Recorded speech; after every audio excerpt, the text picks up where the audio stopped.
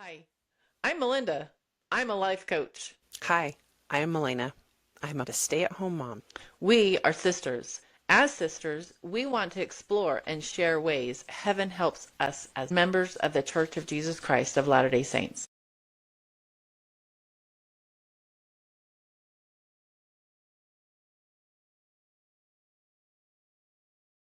Welcome back to Heaven Help Us, where we like to share messages in ways that heaven helps us all. Today we have a most special guest, and that is my son Porter. And he has an incredible story and experience that he would like to share. So without further ado, Porter, what is it that you would like to share and how heaven has helped you?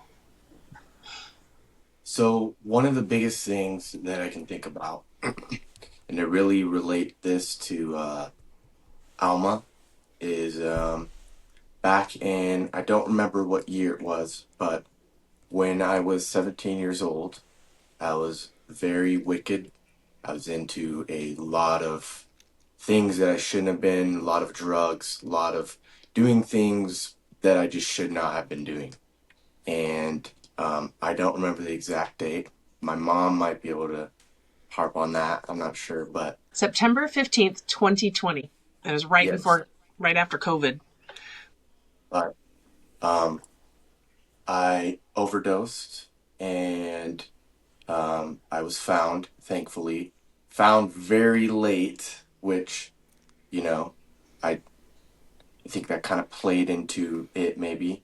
But went to the hospital, was in a coma for about 2 weeks, and came out of the coma, and basically everything that you could do that would make you human was kind of taken away from me. Um, my mental clarity was pretty foggy. I was there, but it was very just, I didn't know what was going on. I remember them pulling out the tube out of my throat and feeling like I was being like rebirthed, like literally rebirthed.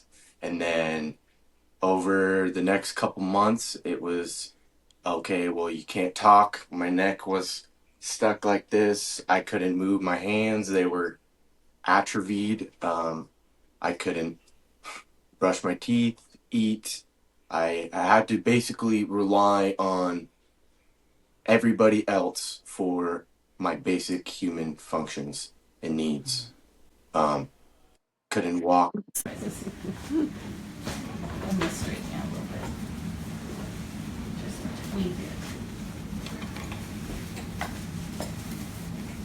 Sounds like a rebirth because like babies can't, they can't talk, they can't move very well. I'm sure when they come into the world, they're like, what the heck is going on? What is this? And Yeah, it sounds very similar to that. That's a yeah. really I good remember. description. I was very confused. I didn't recognize my own mom or my own, Mm. like I didn't know anything that was going on for a while. Be 1, 2, 3. Come forward for me. How's that feel? Sorry, I didn't toss you around. I am going to put something in the small of his Okay. neck. That's Can going you to be too reach, heavy. slide your right hand forward. Reach for your knee. It's okay if you can't. Thank you. And then eventually I kind of gained some mental clarity and came out of like the weird delusions that I was having, and I was faced with an extreme trial because I was mentally there, not all the way. It was coming back, but I couldn't walk. I couldn't brush my teeth. I can wipe my own butt without somebody helping me. And it was a struggle.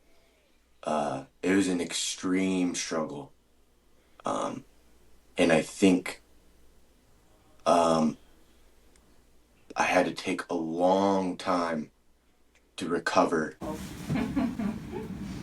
Go You ready? Yeah. All right. Remember how it feels, how it kind of pinches your skin a little bit?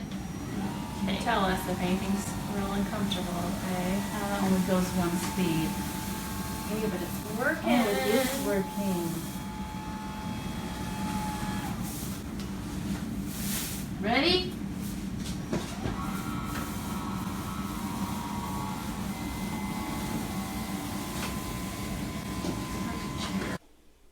And they basically had told me that they didn't know if I was going to be able to walk again. They didn't know if I was going to be in a wheelchair the rest of my life. They didn't know. They didn't know anything. So basically, I was left with, we don't know. And Yeah. um, Quick question. So at this point, did you recall much of your previous life? yes, they were foggy, very foggy. But I knew enough, and I knew what I had done beforehand to get me into that state, and I knew that it was my own doing that had caused all that. Sore through the neck at all? Yeah.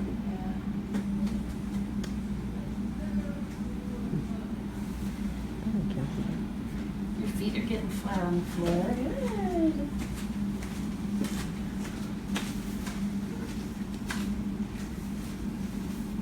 You okay there, Porter?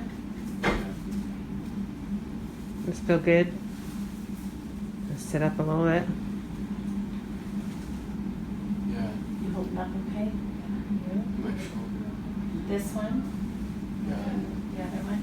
It's probably pretty tight through here. I just want to reiterate Yep. with everything that I was doing that was leading up to with how I was doing drugs and the issues that I was having. I want everybody to know I was a punk. I was a jerk. That most of the issues that I was going through were stuff that I brought on myself. I just need to make sure that I let everybody know, which I guess is good for people to hear that like most of your issues and the reasons why you do the bad things that you do are because of yourself and because of the shame. I just need everybody to know I was not perfect. I never will be perfect, but I was a punk, a And I will jerk. attest, as your aunt, that you were a punk and a Yeah. half. No, I was 100%. yeah. He And But, was. I needed to be slapped in the face by God, and I think that's exactly what he yeah, did. And I think that's exactly 100%. why all of it happened. So, Yes. But I also want to iterate how much we still loved you.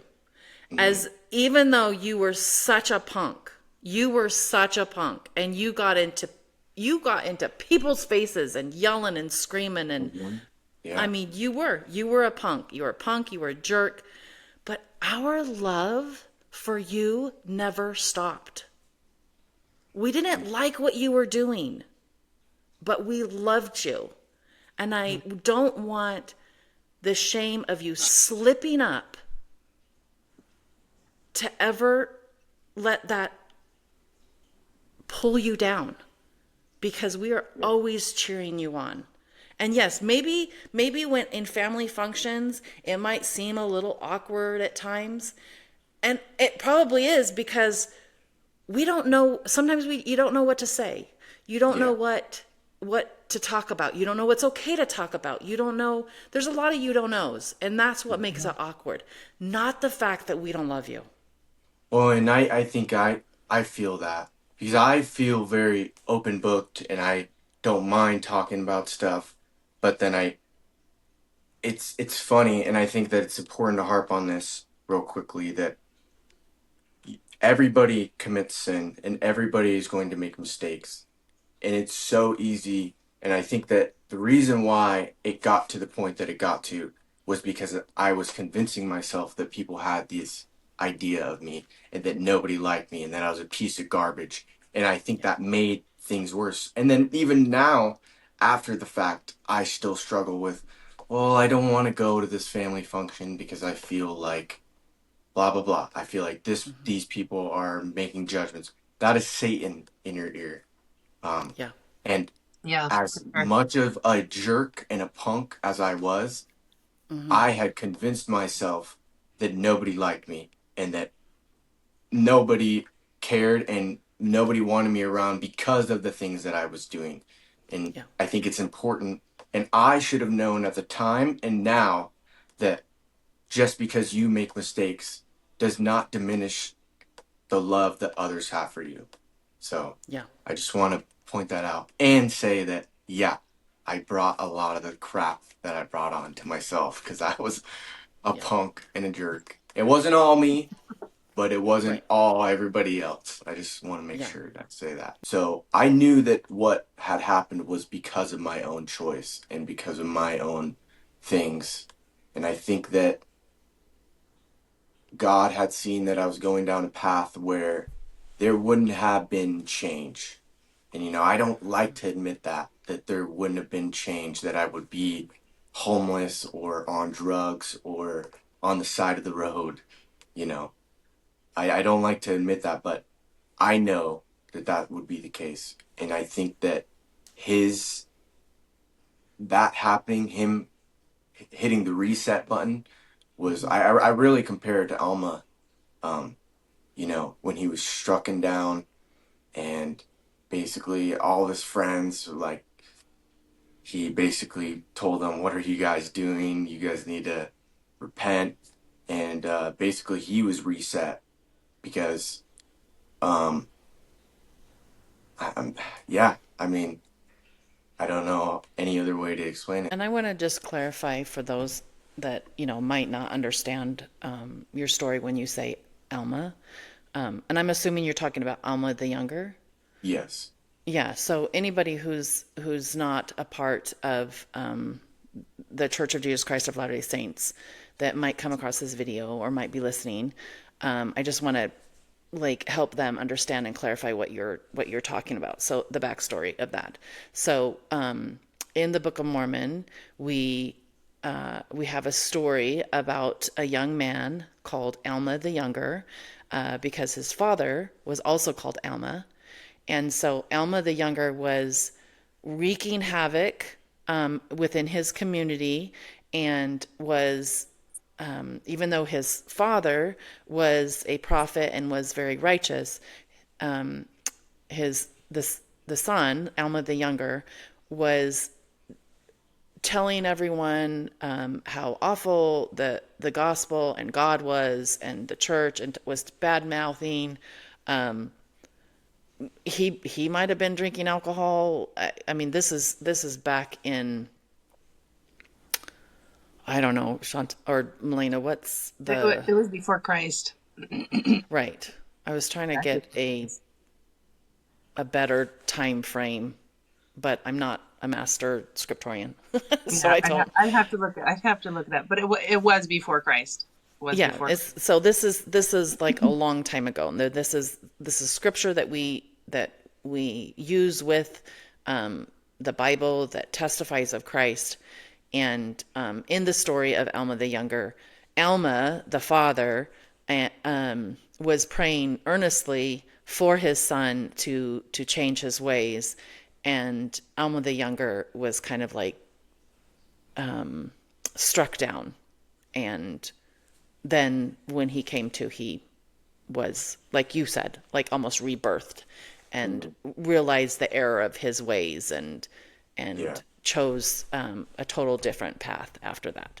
And so I Yeah. can see why you can relate to. Like, I had to take months and months of slowly healing, slowly taking steps, slowly trying to brush my teeth, trying to tie my shoes. The handle. There we go. Ready? 1, 2, 3. Stay forward, stay forward.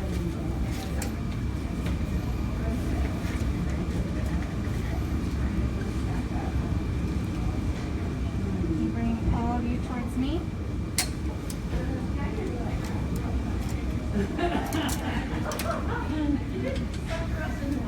Here we go. Nice job. Oh, this hurts my hips so bad. It's a big stretch. Let's just stand here for a second. I remember just like the simple things like playing video games I couldn't do because I just couldn't move my muscle. I couldn't move anything in the way that I used to. And it was a struggle. I remember feeling very, very alone.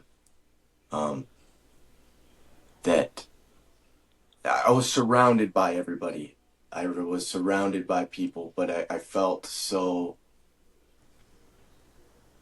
by myself, which was not true. God was right behind my bed, right by my side, helping me. But it was a struggle. That because it sounds like, I mean, I'm your aunt. I kind of knew a little bit of the story. I Yeah. didn't know a lot of the details. But I am curious about, do you remember before the overdose, do you remember the challenges and the struggles that you were having that led you to drugs? And I'm assuming alcohol? Was alcohol involved? Yeah. But Yeah. pretty much everything under the sun was involved, except for the real, real hard stuff. But um, it was, I was struggling with my relationship with my dad, with my mom, with um, the divorce, my living situation. It was also during COVID, and I was very angry that, I mean, school, everything was taken away that was normal. Going to school, going to, I mean, the graduation, they were basically telling us, you guys aren't going to really have a graduation. You guys are just going to kind of like have an online. I was very just angry with how the world was. Um, So was and it a type of escape for you? yes, I Okay. felt like, yeah, I felt like I was escaping, and it felt like at the time that was the only thing that helped. Um, Right. and it was also kind of due to like my own self-deprecation because I slowly got into it. It wasn't just like I jumped in. And so when you slowly get into it, but then you're caught by your mom or you caught by your dad or your grandma, you kind of start to build and break a lot of trust. And then you start to just look like you know, like a sketchy person. And I think that I was upset at my own self deprecation, and I had convinced myself that because everybody else had seen me in that light, that that was the only way to go. That I just had to, that was the only thing to do, because, You just embraced it. Like, this is just who yeah. I am. I'm Hmm. caught.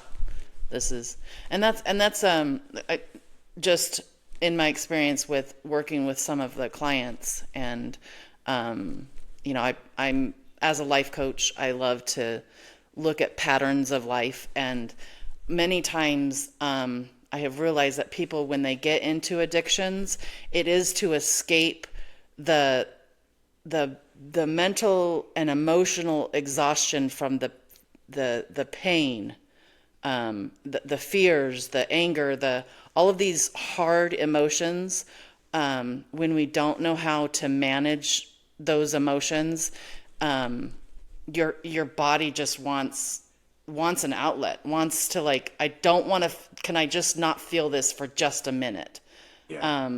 Which is often why people get into drugs and alcohol, for the escape of these awful feelings that they're experiencing. And oftentimes people think that it's from their circumstances, but it's from, like, all of the negative things that go on in your head, that's what's so hard to shut down. Hmm. Can you do you, does that sound similar? Yes. And I would even say it becomes a loop because you get into it and you sin, and then you realize what would you call it? You realize the amount that you've sinned and the depth of what you've done, and then it traps you. And because you feel like, well, you feel just so ashamed of some of the things that you've done, it continually gets worse because you always just keep saying, well, I already did it and I can't go back. and you convince yourself that it's too late and you're too far in. And I think that has to do with Satan. Satan Yeah. really convinces you, like, you you're already here, so why would you stop now? Like, there's Yeah, no going you're back. garbage. You're Hmm. garbage. You're not worth anything. So, and Which is that such just a lie. It is yeah. such a lie Oh, message. absolutely. But you're right. It is a cycle because you're like you feel like garbage. You escape through the drugs and alcohol, and then you Feel realize, oh, that guilty. was a really bad choice, and you feel worse about yourself. And then yeah, it is. It's just a vicious cycle, and he just Hard to continually get out of. feeds. What's that? Hard to get out of. Yeah, Very hard. yeah. Um, which, in a lot of ways, what happened to me, I sometimes feel like it was the easy way out because I was forced to stop, to halt. Everything was taken away and stripped from me, and I was forced to look at the negative things. When you are a person that is going through those things, sinning, taking drugs, you're cheating, committing adultery, whatever it may be, you're not going to have that most of the time where somebody's going to take away everything and punish you. A lot of the times, you're going to have to fight yourself out of that. And you're going to have to take the mental courage to realize you're doing something wrong and there's a bad cycle. And it's going to take a lot of strength to end that cycle. Um, I think I'm that curious from your mom's perspective, and let me know if you know. But I just wonder. Well, first for you, like I just wonder if there's a level of you overdose, you end up in the hospital, and you wake up and I'm assuming your mom is by your, I mean, if I recall the story, she was by your side like 24/7 pretty almost. much, yes, And as much as she she had a could family be. and she had kids and yes, yeah. I was there every morning. When I got the phone call from his girlfriend, it was around the afternoon, around afternoon evening time, and she told me that he had been unresponsive all day and that they were rushing him to the emergency room and that they had to do CPR on him. So I grabbed my baby because I was nursing at the time, my youngest. I grabbed her and I jumped in the car and I drove down to the hospital there in Tacoma. And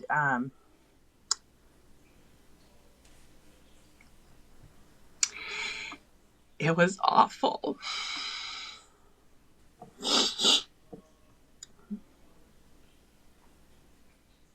He was on the hospital bed and they had to, sorry, they had to do CPR on him a few times because his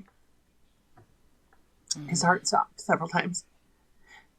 And it was, oh gosh, that to this day is the most worst day of my life because I didn't know what was going to happen. I didn't know if my son was going to pass or not, you know?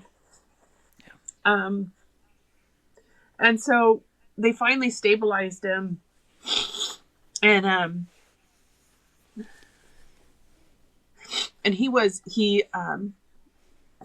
they actually put him in a medically induced coma. And he was actually in a coma for, I think it was 3 or 4 days. And then they found out, you know, they took like some MRIs and CAT scans and just trying to figure out and basically what he had. He had a pulmonary embolism, and then he had multiple small blood clots in the brain. Yeah.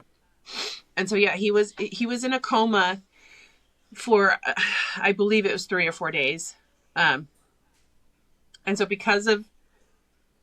with this happening to Porter, it like really messed with his timestamp, and he still has troubles sometimes being able to determine what was real and what wasn't. Um, Yes. yeah. And so I think the timing, because of what was going on in his brain, all these multiple blood clots, the timing felt off and weird, Oh right? yeah. And that's Yeah. why when I came out, I was, "You're not my mom. You're fake. You're you're not my grandma." Yeah. Yeah. It was there was a long period where it didn't I didn't even know what was going on, and it's weird because your brain creates false ideas and narratives of what is going on. I thought that I had a tooth infection and that I was at home, like I was Actually, literally wait, at home. Porter, you did have a tooth infection. Hmm. You did have an infection See, then that's because, where the it all that stuff's tied in with reality. It's just hard to decipher what yeah, was. yeah, because I think a few weeks prior to this, you had a root canal, and Mm, so it had become infected, and yeah, you wow. spiked a fever, and they had to sit there because you were in a coma, like you were unconscious. Actually, that happened um, later on. Mm, So a certain point, it got to the point um, where you stopped speaking, yes.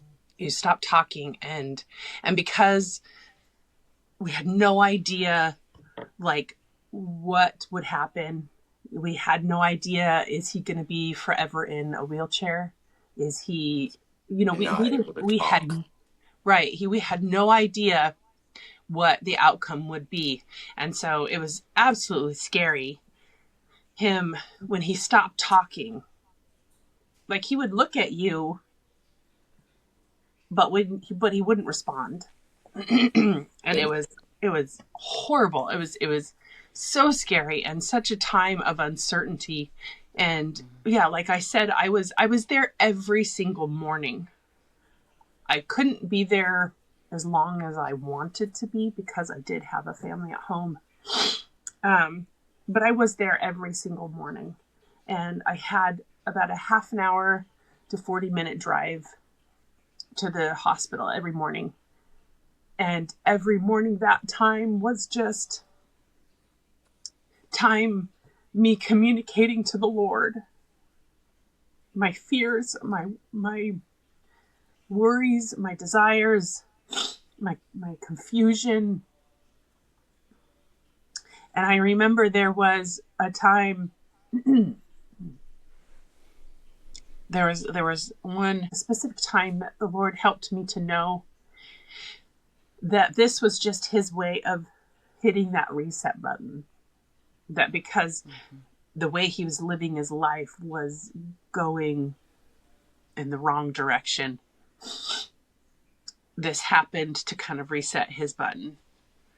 And um, the day that they brought him in and they had finally gotten him stable, I had called somebody, a friend of mine, and he just happened to be in the area. He's a firefighter, and he happened to be in the area, and so he came in and he gave him a blessing. He gave Porter a priesthood blessing, while Porter was unconscious still.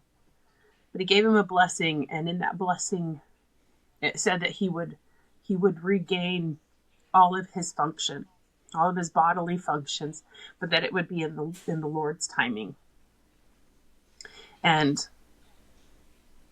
in the Lord's time, yeah, is that what you in would the say? in the Lord's time is when he would regain all of his function back. Um, he had to go through that and had to learn everything. He even had to learn how to move his head. Like Yeah. it was, he really Everything you was, can think of right. just like what you would do day to day, like was taken, and it was like even a weird thing is that you don't think about is like your tone of voice and your Mhm. like the way that you laugh, the way that you even that stuff was had to be practiced and relearned and like like you said it was on the Lord's time, and I think that was a struggle for me because I remember working so hard every day, and it felt like at the time it was fruitless. It felt like my great strives and efforts were not going anywhere, and it was it was hard because and I know this comes from a good place, and but I remember at a time my dad came in. He's like, "Hey, so we're gonna build you a wheelchair ramp, and we're gonna get the tub and everything. We're gonna put handlebars." And I remember just telling him, "No, you're not doing that. You're not doing that. I'm not going to be in a wheelchair." I remember it being so firm, just because I knew that I any ounce of progress that I had, I was taking it and I was trying to just go gung ho and just I wasn't gonna stop. Um, and I remember, and the reason why I related to Alma the Younger is it talks about 3 days and for 3 nights that um, he was struck down and wasn't able to speak and was basically just asleep in a coma. It talks about how bittersweet everything felt, how ashamed and how like horrible and guilty he had felt. And he knew everything he had done wrong, but he didn't even want to face anybody. He didn't want to deal with anything. But it was also so joyous because he knew that he was going to be able to repent and he was going able to be able to bounce back. Um, and I felt very much like that because it was like it felt so frustrating seeing progress, but not enough progress to be able to just walk out of the hospital. And then not only that, but knowing what I had done and all the damage that I had caused and the people that I had hurt. And, I think at the time it didn't feel good and I was very ashamed, but I'm very glad that it happened the way it did. Because my mom and dad, for example, were divorced for a good 5 years, didn't talk to each other on very bad terms. And to hear that they were hugging in the hospital room and that they were coming together and working with each other, and it as shameful as it was for me, it impacted and brought so many people together. Um, but it was difficult. Yeah, that's one thing that I was gonna point out or question or wonder. I wondered about um, if because before your family was divorced, they were separated, they were split apart, everything felt like your world was falling apart, and there was so much guilt and shame in yourself and in your behaviors that I wonder if there played a part in the fact that knowing that your knowing that your mom knew what you had done and yet was still there and was still loving you, if that was a healing Yeah, aspect of recovery. I think it was very hard because just like it talks about, I don't remember what scripture exactly, but with Alma the Younger, how he talked about how he had just hoped and feared of going to confront the heavens and going to confront God and to face the things that he'd done, and how he had just hoped and wished that he would just disappear from existence. I remember feeling like I just had wished that I had died because I just didn't want to deal with all the shame and guilt. And it was hard because I knew, like, my mom being there still, and my dad being there and visiting me every day. I felt so guilty because I knew all the wrong that I had done, and I just didn't want to even deal with the shame. Um, It was almost and like you didn't feel like you deserved it. yes, Yeah. yes, And I think that that's like what you experienced on um like facing all of our ugly, facing all of our evil, which we all have, right? We all have weaknesses. We all stumble. Some stumble harder, longer than hmm, others. But knowing that being faced with your weaknesses and knowing that your mom and your dad still love you despite that, that's the godly love.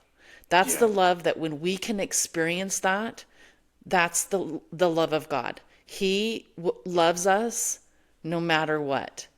But society, Satan, like whatever, all of the negative thoughts try to counteract that.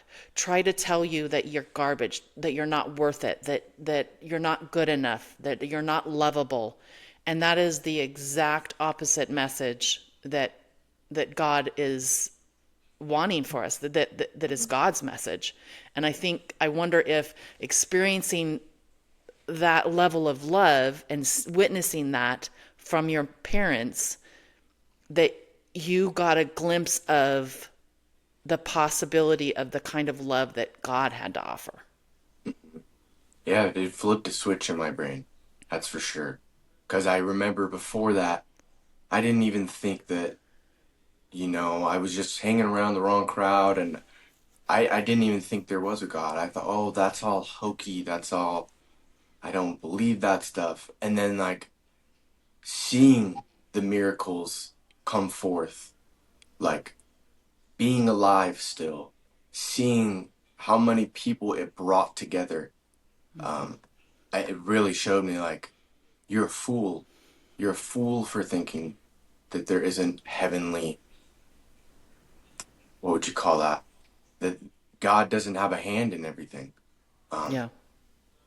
And I wonder if that's why you progressed slowly, so yeah, that God, you could be reminded that God's like, I'm actually the one in control. You yeah, think you're in control, and you do have power in the sense that, and I like to point out that, like, you knowing that, like, no, I am not going to be in a wheelchair, like that those thoughts have power in themselves.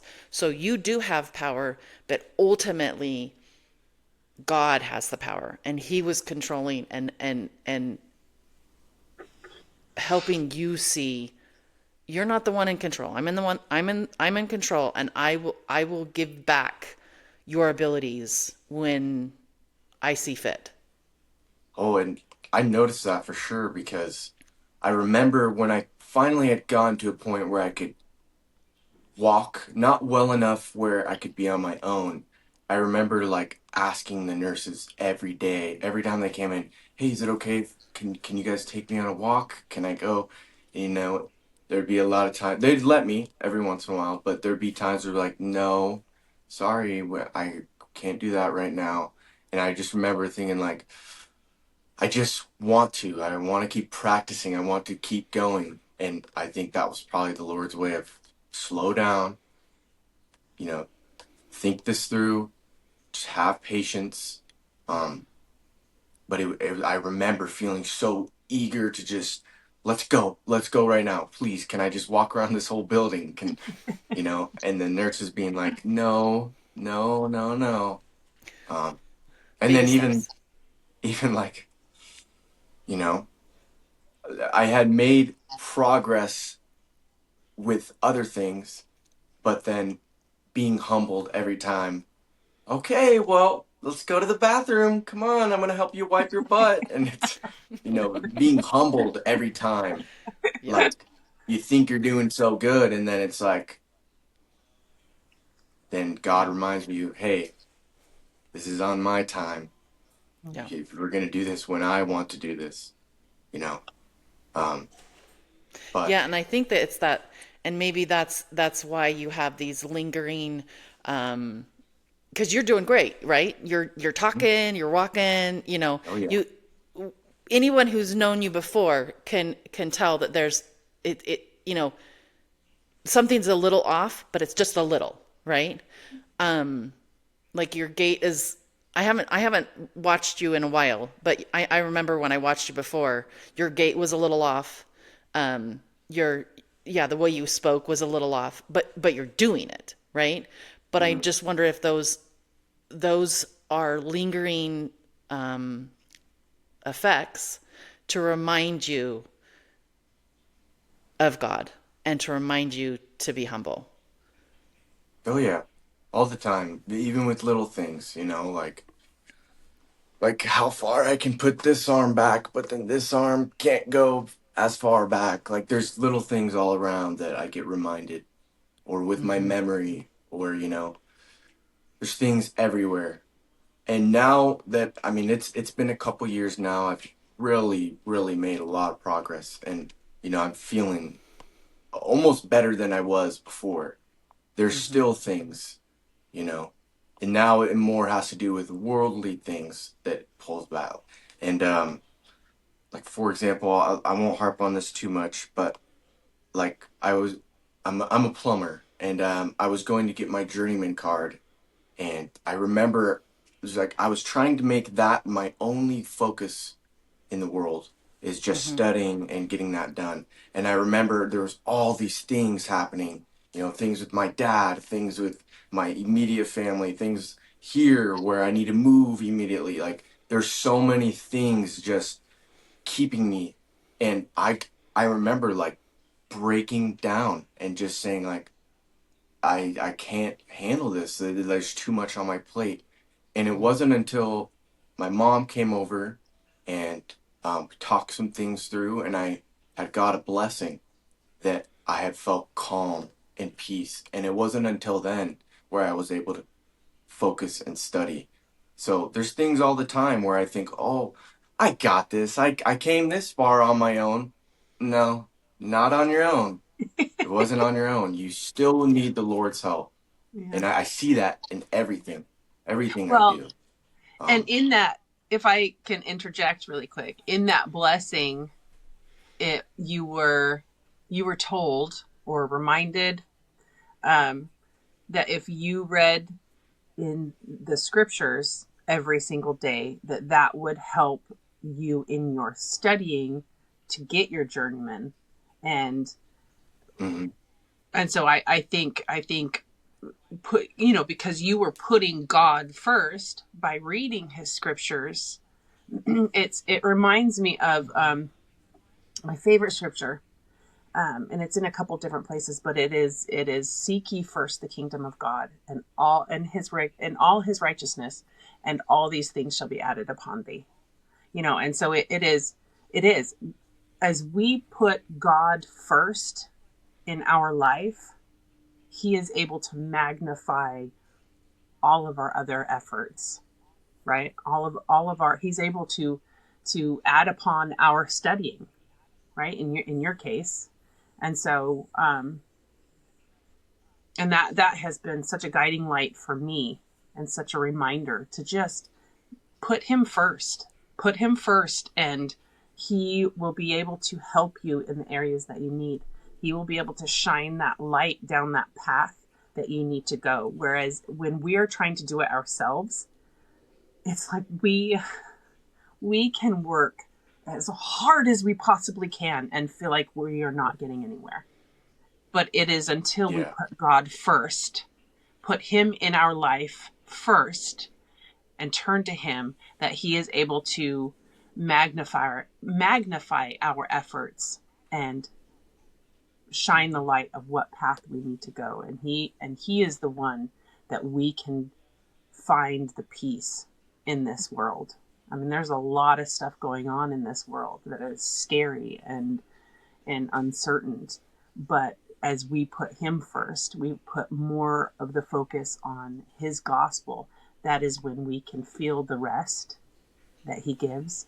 And that is when we feel the peace and the comfort, the hope and the joy among the crazy chaos. We can be reminded of the hope and the joy that his gospel brings. Yeah. Mm-hmm. And it sounds like that's like you getting your journeyman card is a miracle in itself, because you went from like not even be able to hold your head up, speaking, walking, Yeah. remembering who your mom was, to now remembering all of this stuff to get your journeyman card. Seems like a miracle. And it might seem like a slow burn miracle because it took forever or took too Oh yeah. long but it's still a miracle in itself. I'm curious to find out from you, like, and this is probably the most recent, so maybe this is your favorite, but if there was a favorite miracle that you've seen, in this journey, or if there's one that we haven't touched on.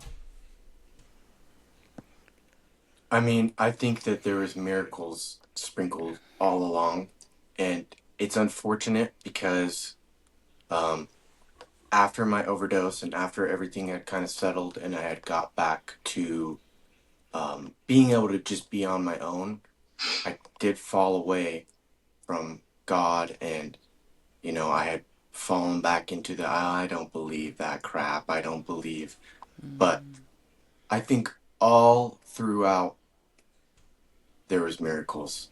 Um, I can think of like even getting the job that I have now. I remember being like so stuck because I was financially tied down and I had to pay rent, and I couldn't, I had to take a pay cut in order to get to the job that I'm at now. And it was so hard because I could barely afford everything that I was paying for already with the job that I had previously. And I remember just taking that opportunity and just feeling like it was the right time.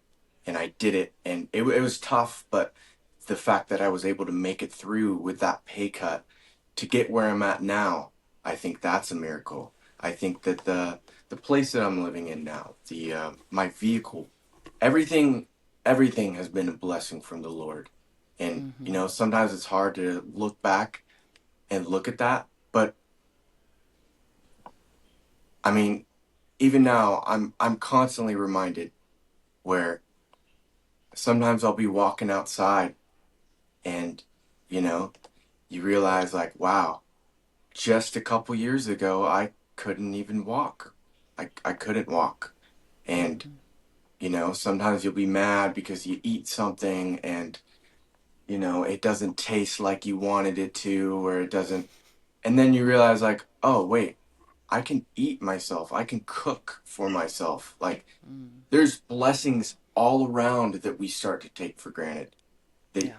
in our day to day, you become so normalized to being able to brush your teeth, or being able to tie your shoes, or being able to smell that nasty garbage smell. Like, those are Or all wipe your own blessings. butt. Yes, wipe your own butt. That's a big one. You don't realize how Oh, prideful you are. unfortunately, I do, because I have been in situations where I could not wipe my own butt. So I It's tough. understand. It's It's very humiliating. humbling. It's Yes. very humbling. Yes, absolutely. But I'd say a lot of those things are blessings. And then the journeyman card, I mean, I don't think I would have been able to do it if I didn't put my faith and my trust in the Lord. And I remember there were so many times during that whole thing where I was like, I just got the blessing. I don't need to read the scriptures tonight. He probably means tomorrow.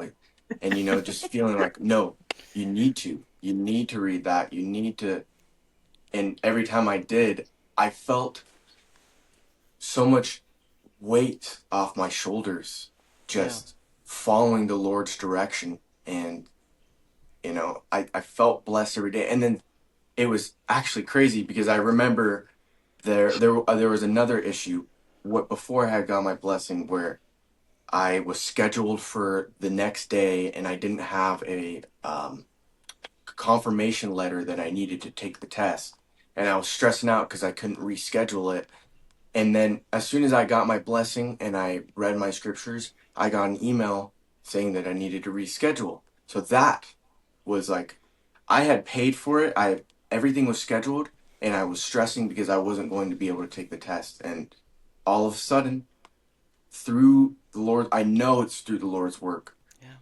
My test, oh, it got rescheduled. Oh, and then there's things all along the way that were, you know, and then I was injured and I was afraid that I wasn't going to be able to pay my bills. And then like the Lord came through, and then I got paid through L&I, and it was just all along the way. I think there was tiny blessings. And I think that's with everybody, that there's so many blessings that come through, and because our world is so crazy, there's so much going on, it's very easy to just forget the Lord's hand and all that he's doing, you know?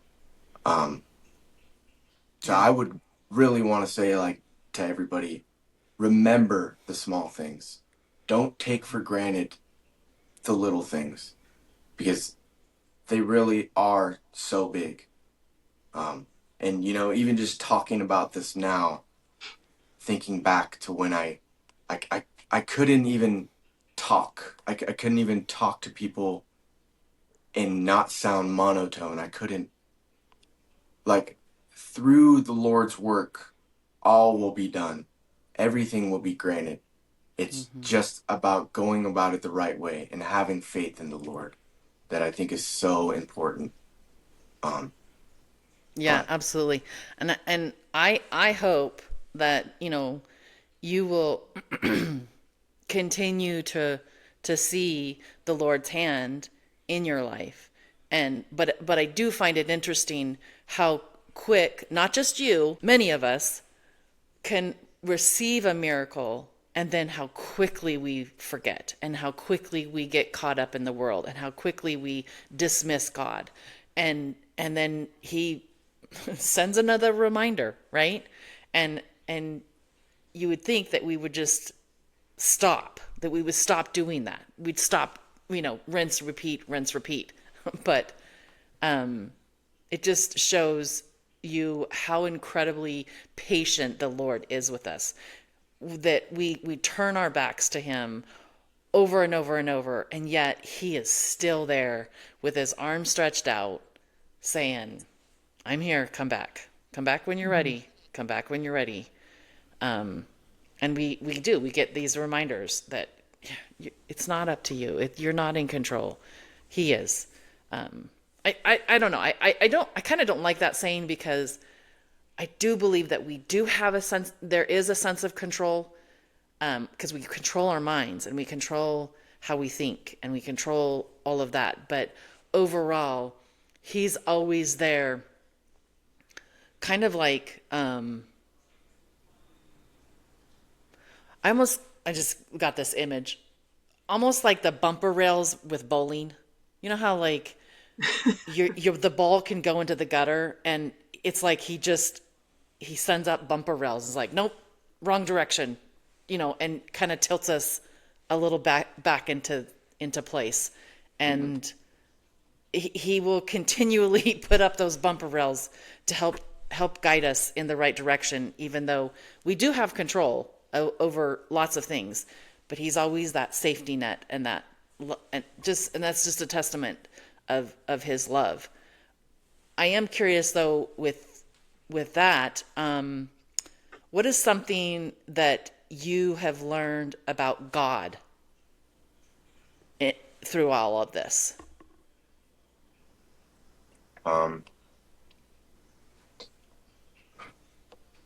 let me think about that for a second. Well, while you think about that, I just want to add, because I hate to use the God is in control type of a thing, because God is not controlling, but because there's times where he lets us He lets us overdose and fall flat on our face, right? He lets us make stupid choices sometimes and lets us feel the consequences and the weight of those choices. And I love how you were able to see God's hand in your life, right? As soon as you started putting God first, right, with reading your scriptures and having that blessing, things started to magically just fall into place. And it was easy, right? You didn't have to work so hard and be so stressed out. And that is, I think that is God's message, is that just come to me and I will make your burdens light. You can find rest in me. Just come to me. But if you try to do it yourself, you're going to fall on your face, you know? Yeah. So I just wanted to clarify that was, And I I, think you're right. I think you're right. Control. That's why I don't like that. I don't like that phrase either. And I, as I was listening to you, I thought of a better phrase. It's It's not that he's in control or controlling. mm-hmm. It's that he is more powerful Yeah, than us, yes. and it's that power that that kind of seems like he's in control, which because Mm-hmm. he can send the power, he can Mm-hmm. take back the Take power. power. He's right. He's controlling his power, Mm-hmm. and when he uses it and when he doesn't use it, and recognizing that he is more powerful. We have power, but he's more powerful than us is Yeah, probably a more accurate description. right. and I think going back to what you had said is what is something that you had learned about God. I think this kind of harps into this and what you were just talking about, but he works, God works in very mysterious ways. And it's almost always ways that we never expect. You know, Yes. I feel like when you ask something of the Lord and you ask for something to be handled, and then it goes the complete opposite way of the way you expected it. And sometimes it can be confusing on, well, what the heck? I just kneeled down. I just prayed. What do you want me to do? And then months later, weeks later, hours later, you realize, oh, it happened this way because God had this intended to happen. Like, I think that that can be an issue that when you kneel down to pray and when you are wishing something of the Lord, it's not, I got you. He's not your genie. He's not going to make it happen the way that you think it's going to happen. He's going to make it happen the way you need it to happen, not the way you want. Yeah. And I think, like, I remember feeling so confused during my overdose, like, because without sharing too much, before, about a couple weeks before, I had a different friend that overdosed. Um, kind of the same thing, except he was able to walk out in 2 days. And he was able to just go home and everything was back to normal and all good. And I was remember feeling like angry and confused, like, well, why did this extremity happen to me? Why did this like have to go all the way this way? And then it made me realize seeing all the people around me it brought together and all the faith that it had brought to all these other people and how many other people came closer to God because of me. And I didn't understand that at first. But then looking back and reflecting and seeing, you know, that was, I think, God wasn't just thinking about Porter. He wasn't just thinking about me.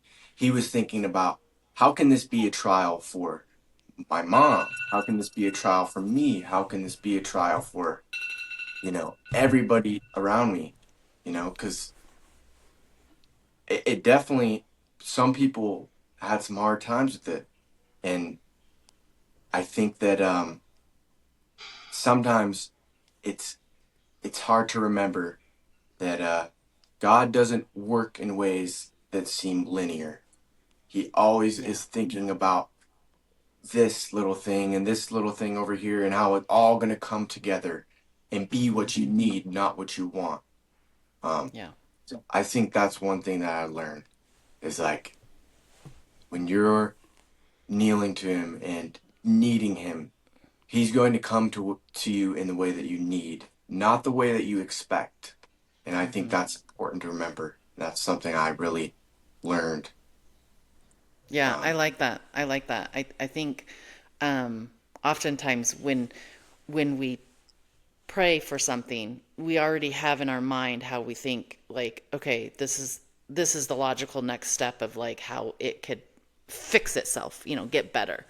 And he if you're not looking, if you're not looking for it, if you're not looking for his hand in your life, you might miss it because it's going to come in a different direction. It's going to take a different direction. It's going to and it's so important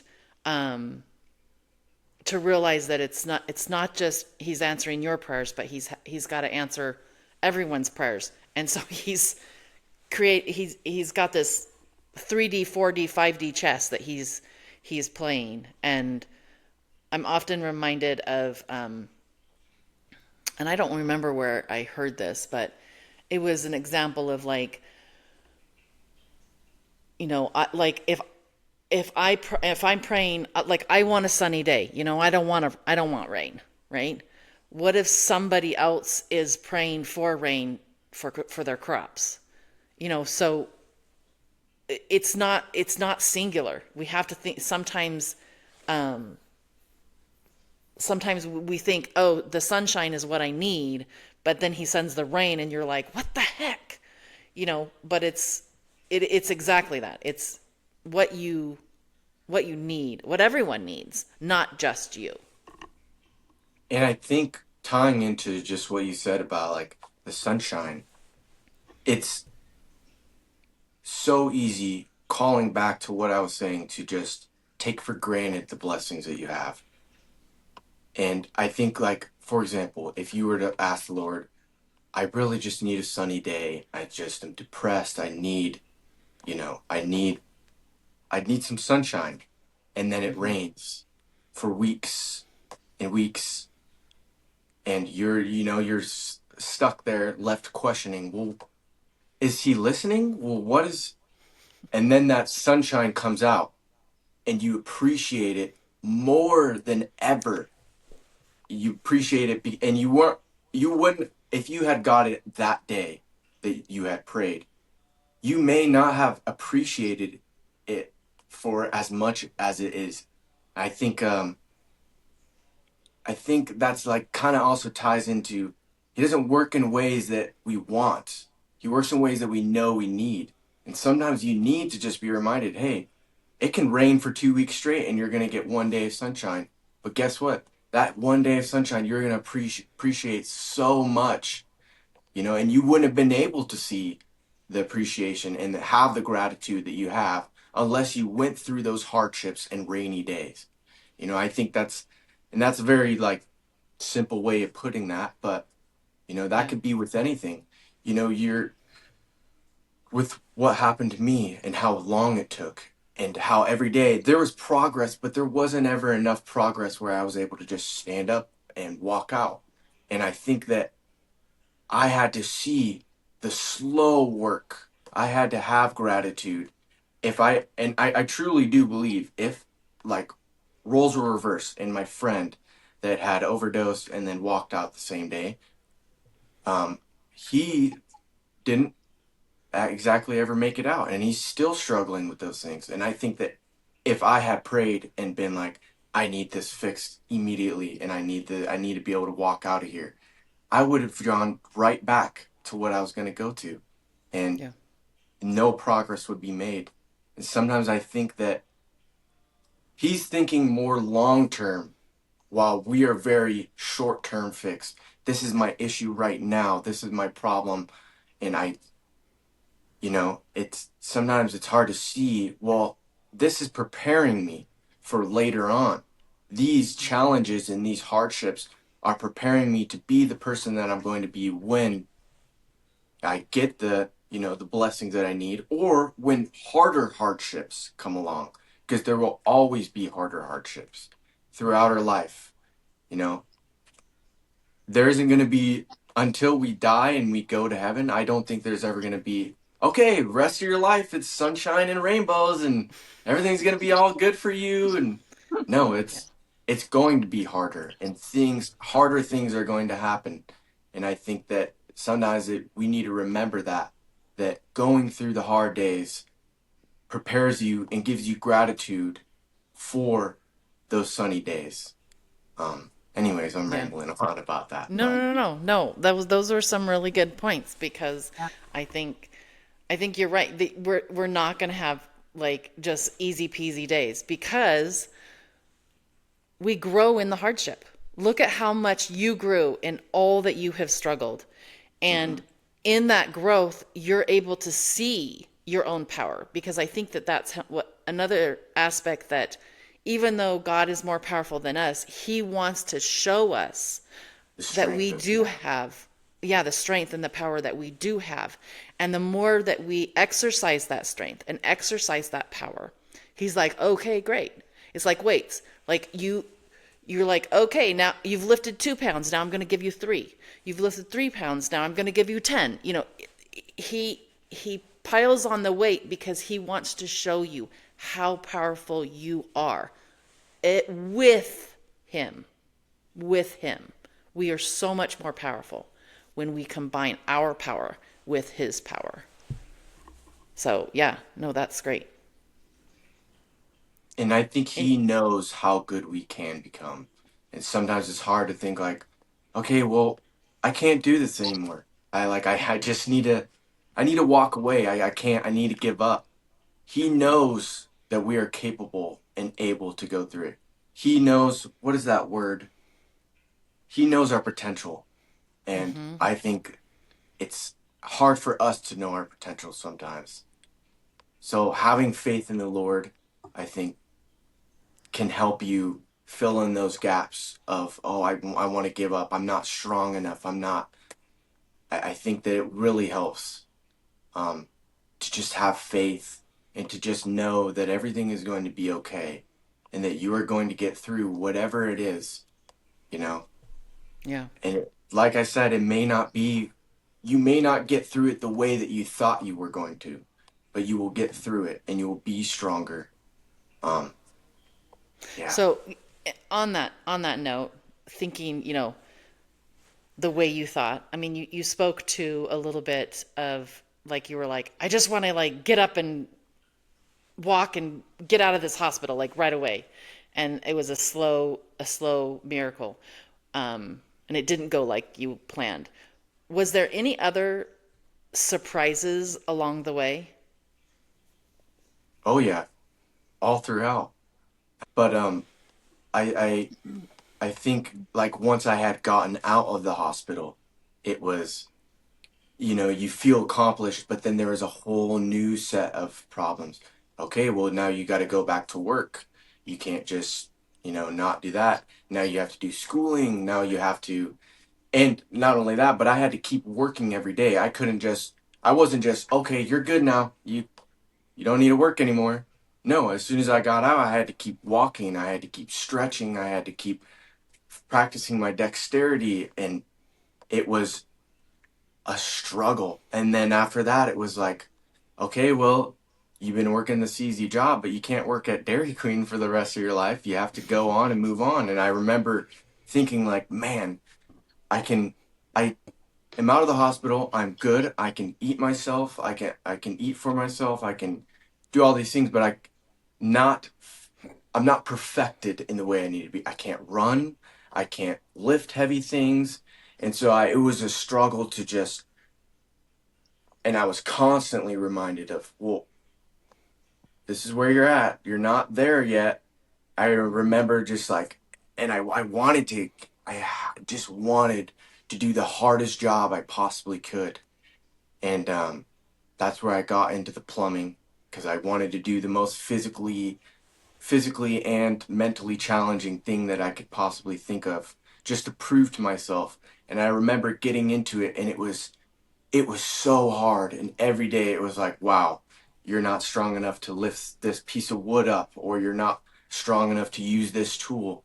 And it was like, it was humbling to see that, you know. Um, I think that a lot of the times when we get past extreme challenges, it's easy to feel cocky, and it's easy to feel like, okay, I can do it all. I got it. Me and God got it all down. When no, it's He's going to be there for you, but you are the one that still needs to build up that strength and build up that dexterity. And it took a long time to just get where I'm at the job I'm at, and to, you know, get a car, to get my own place. It took a long time. And I think a lot of people forget that things need to get worse before they can get better. Because when I had gotten out of the hospital, there was a grace period and everything was good. And then things kind of started to fall back, and I started to fall back on some of my old habits, which is, you'd never think you're capable of doing it. You never think that once you learn, you think, oh, I'm never doing that again. I'm never going to. It is so easy once you are confident like that to slip back into old habits and old patterns. And there's many times where I slipped back, and then it was like, I can remember one example. Um, like it, it was just tough, and you're always going to be taking two steps back and then one step forward. And then eventually you get to a point where it's two steps forward, one step back, two steps forward, one step back.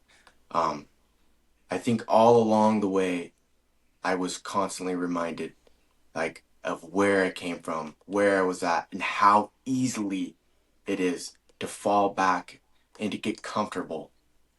I don't think that God wants us comfortable. I think that He knows that we're angels. He knows that we have hearts and we have strength, and He doesn't want us. Right now here on earth is not our time to be comfortable. It's not. I think that's why we're always dealing with hardships. We're always dealing with the next worst thing. And I think that it's easy to slip into that. Well, it's easier to do this. It's easier to just give up and let that fall by the wayside. But that's exactly what Satan wants you to do. He wants you to be comfortable. He doesn't want you to keep fighting. He wants you to get comfortable, because that's how he gets you to slip farther and farther. It's the lacing cords that they always talk about, where it Oh, the feels so flaxen. comfortable. Yeah, flaxen. Flaxen cords wrap around you, and that's that comfortability of, this feels really good, I don't need to do much, I don't need to work hard. And then you slip, and he pulls you deep, deep inside. Yeah. Sorry, I rambled on. I don't even remember what the original question No, no, was. no, I no. Those were apologize. no. Don't apologize. But It's great to hear your perspective, especially, coming from just this. I mean, that's such a worst case scenario, right? Where you were at death's door. You knocked on and went through death's door several times, and you came back from it. And I think that's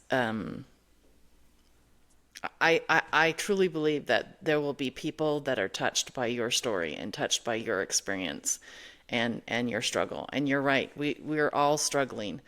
But I don't want you to forget that you have your aunt, but more importantly your mom and dad and so many of your family members that are cheering you on. You might not know it, you might not see it, but you wanted. I thought it was interesting how you said you prayed, like, let me just get out of here, let's just be done. And whereas I know, because those many drives that your mom made she was talking to God and then often called me. So I know the struggles that she was going through, and I know she was praying, um, not not necessarily for you to be. Yes, she wanted you to be physically well, but she was way more important, way more concerned about your spiritual being, your spiritual wellness. And so here you're like praying for to be healed quickly, and I know your mom was praying for a lifetime change.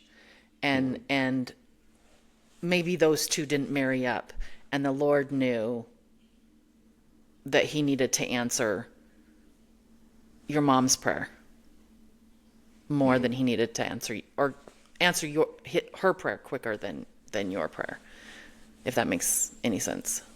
Yeah. No, and I definitely think that's the case because people always ask me, "Oh, well, you were in a coma. Did you go visit God? Did you have any, you know, beyond the veil experiences?" And nothing I can't remember anything that had happened.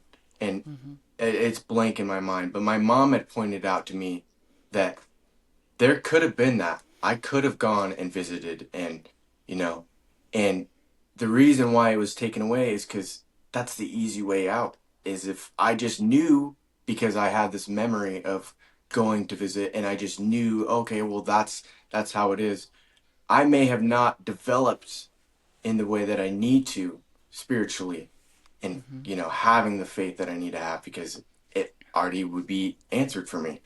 Um, and I Yeah. think that's another important thing to harp on is a lot of people, and I know people in my life that always talk about, well, there's all this proof that the scriptures are true and there's all this, but I don't think God wants us to focus on the proof. That's not the point. Yes, it's interesting and yes, but we weren't sent down here knowing what's right and wrong. We were supposed to learn along the way. And I think that focusing and having faith in your own testimony of the Lord's work and how everything is and what you believe in is more important than the proof. I don't think God cares about the proof. If that were the case, he wouldn't have sealed up scriptures and hid them wherever he had hid them. Because Yeah. he doesn't want us to go based off of, oh, well, I know this. And that's why I think that I don't know if I visited anybody, but I don't remember.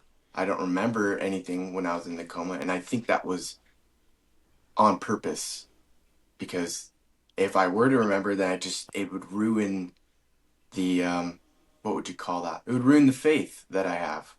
Yeah. Um, but yeah, it's hard, and I not to come back on this, but I think like I was saying before, it is so easy once you've overcome a big challenge to fall back in your ways. And I remember even after that long hardship that there was a point in time where I got comfortable and I thought everything was okay and I thought everything, oh, well, I'm okay now. I'm recovered. I'm good. I can dabble back into what I was dabbling in. And I had taken another drug, which was, you'd think with all the hardship that I had gone through, that I would have been able to learn and realize, like, why would you do that after how far you've come?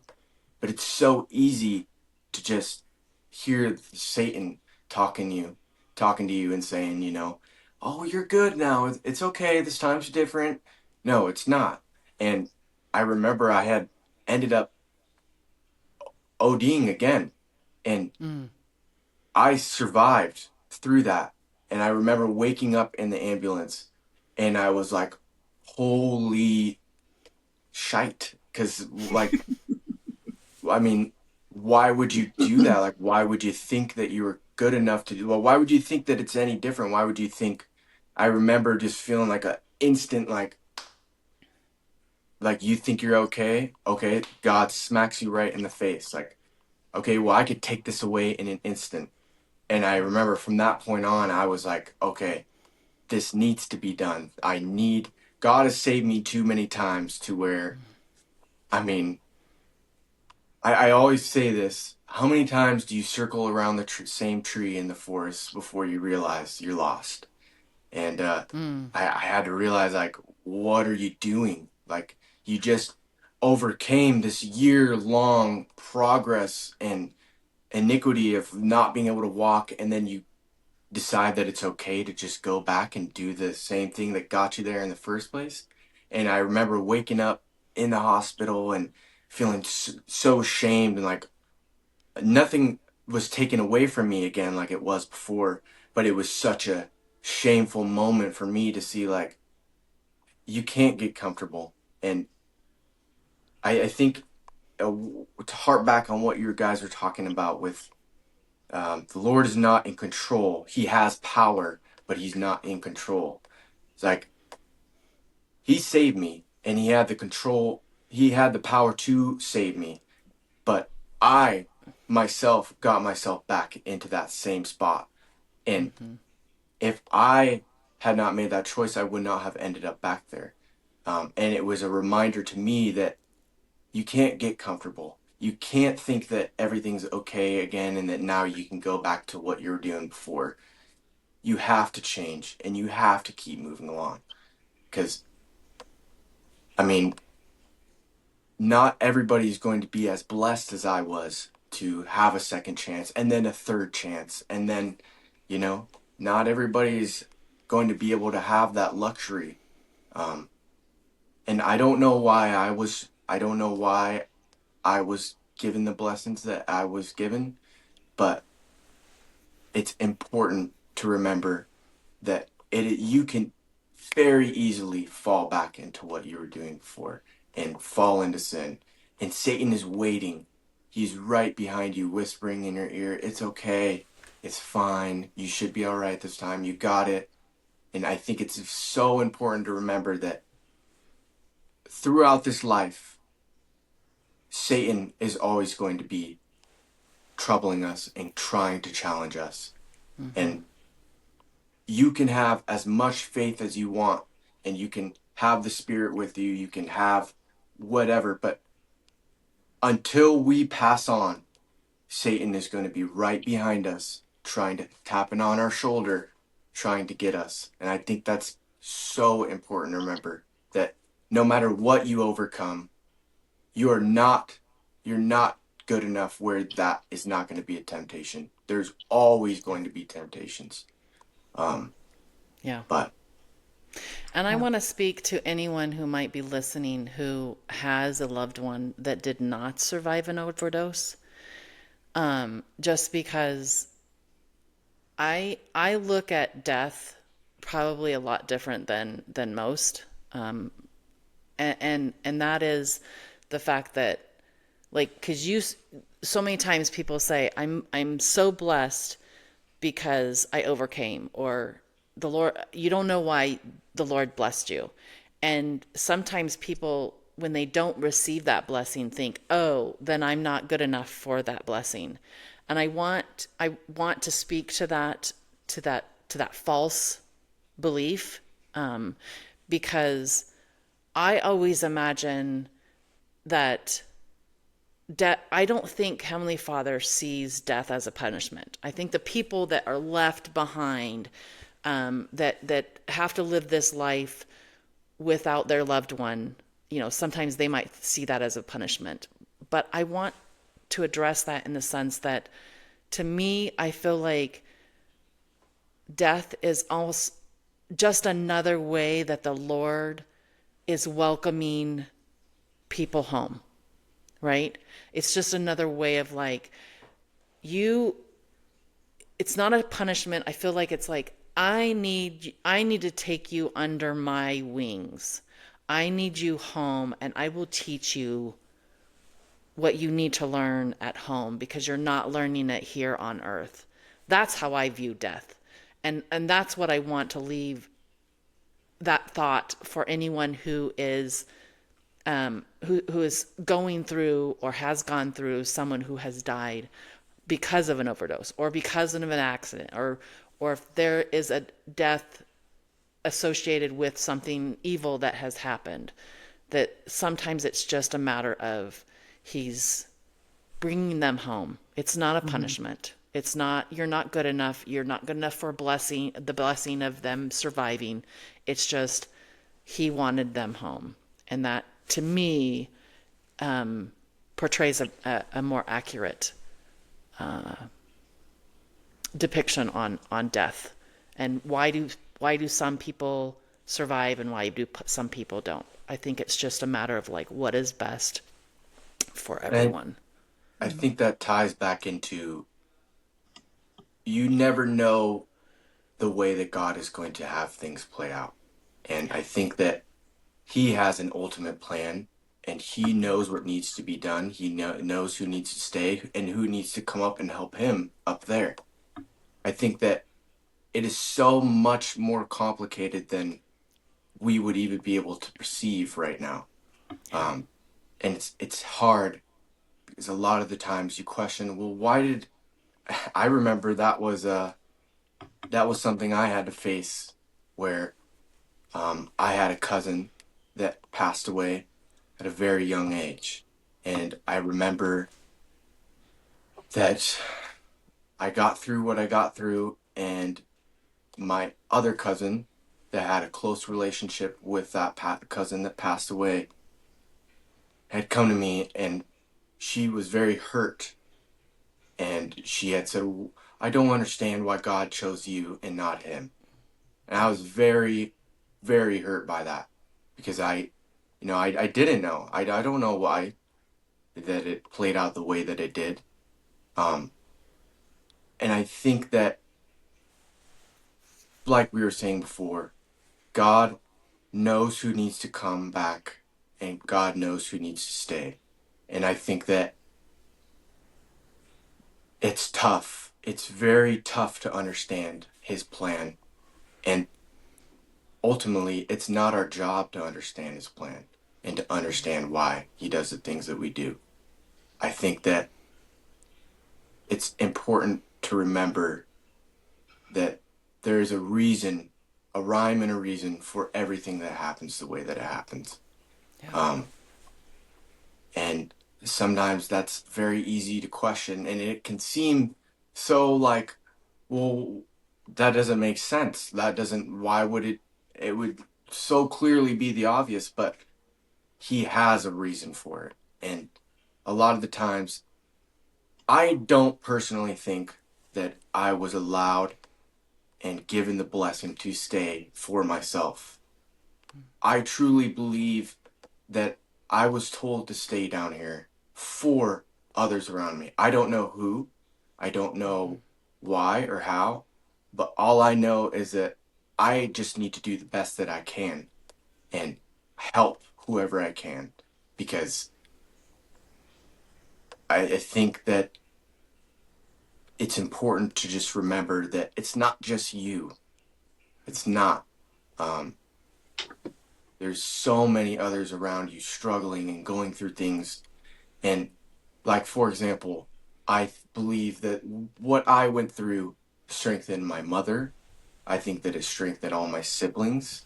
It strengthened me, for one, strengthened family. Like, I think that I don't know how or why, but God has a reason for who needs to stay and who he needs to come back and help him.